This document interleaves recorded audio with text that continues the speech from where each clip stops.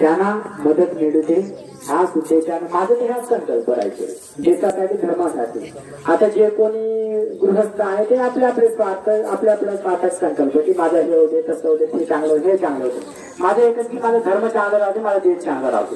मी ह्या उद्देशाने संकल्प करताय, तुम्ही कोणत्या उद्देशाने संकल्प करू तर ते पूर्ण होते यज्ञ करण्याने। म्हणून माझी सगळ्यांनी एक विनंती की देशासाठी धर्मासाठी याची ओढ द्या।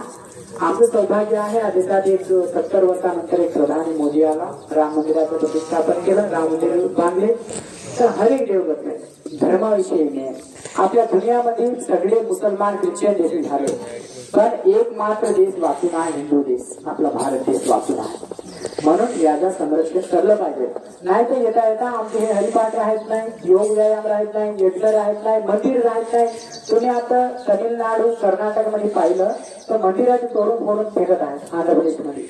तर अशी दुस्थिती नाही आलं पाहिजे, कारण का दुसरे मत येऊन आपल्या याच्यामध्ये बसत नाही, आपल्यावर हे करता आधिपत्य करत आहेत, धर्म परिवर्तन करत आहेत। त्या उद्देशानं आपलं जीवन आपलं प्रचार हे आहे। म्हणून सगळ्याला माझी विनंती की आजचा ओढ धर्मासाठी देशासाठी द्या न।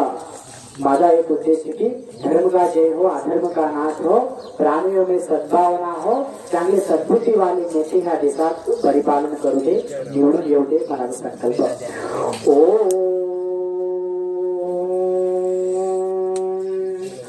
ब्रह्मन् ब्राह्मणो ब्रह्मवर्चसी जायताम्, आरास्ते राजन्यः शूरे शुलोचिरादि भारतो जायताम्, भोगे नर्वोढानध्वानाशु सत्यपुरञ्जरीति विष्णुप्रतिष्ठाः, तथैव युवास्य यजमानस्य वीरो जायताम्, विकामे न वर्जन्यो वर्षतु फलोच्च नौषधे पश्यन्ताम्, योगक्षेमो न कल्पताम् स्वाहा।